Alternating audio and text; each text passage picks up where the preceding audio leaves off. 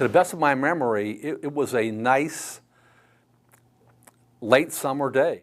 My assignment that day was to cover golf at Quicksilver Golf Club in Midway. It's in Washington County. I was driving home from the golf tournament when I heard about the plane crash. Gosh, what the fuck? There's a bunch of calls.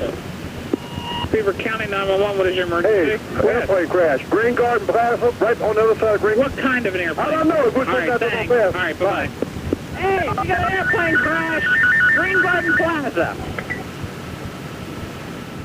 Right about that time when I hit the Hopewell South Heights exit, they had a news flash saying a small plane had crashed near Green Garden Road in Hopewell Township. Well, right away, it dawned on me that that was the very next exit, the Aliquippa exit, and that I was maybe a mile or two away.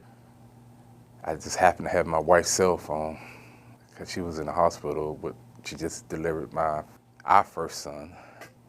So I just happened to have her cell phone, you know, just so I can call her, check on her, see how she's doing.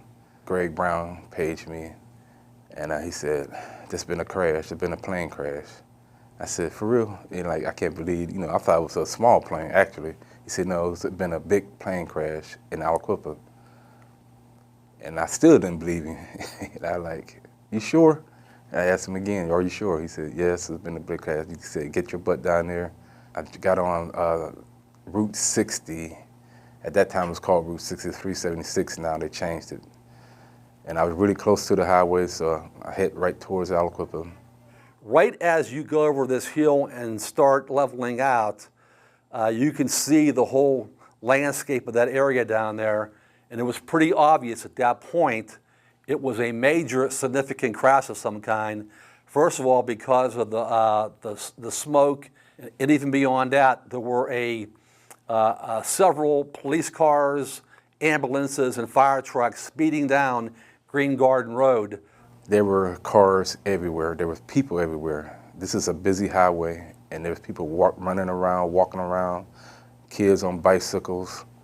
It was kind of chaotic. Yeah, is it a commercial jet, ma'am? Ma'am, is it a commercial jet? Oh, geez. Like a U.S. Air? Is it a big one or a little one? I don't know. I immediately drove down toward Green Garden Road, and I made a right-hand turn into the PennDOT Service Center right there, and parked my car there, got out, ran across the bridge that crosses over Raccoon Creek, made a right-hand turn on a road that was there, and then cut up into the hillside, cutting through the trees and the hills and the grass and so forth. I was not actually at the exact point of impact, okay, for a lot of reasons. First of all, my main concern was to not to interfere with the rescue people that were there.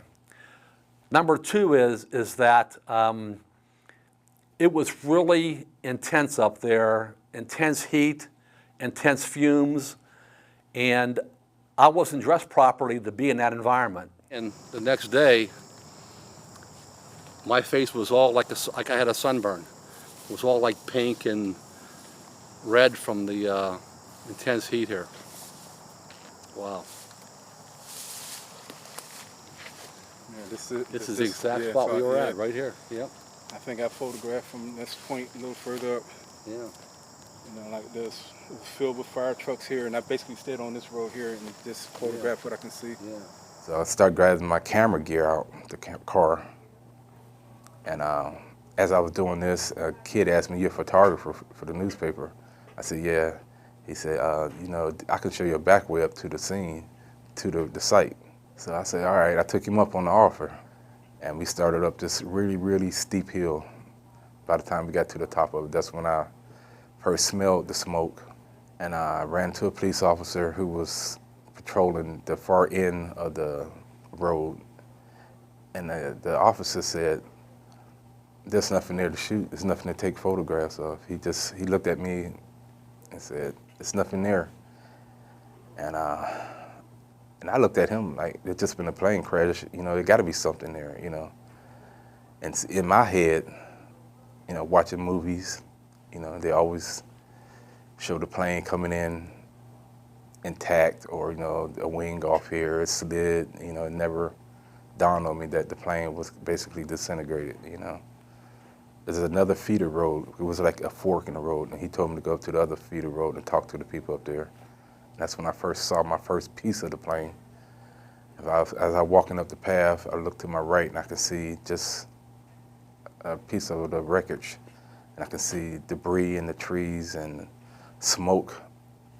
It was kind of quiet. There wasn't a lot of yelling. There wasn't a lot of sirens, or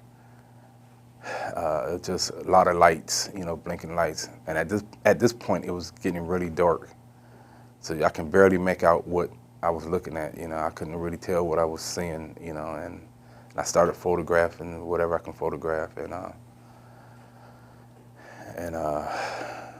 it was pretty dramatic for me. It's probably my biggest assignment ever been on, or it was bizarre.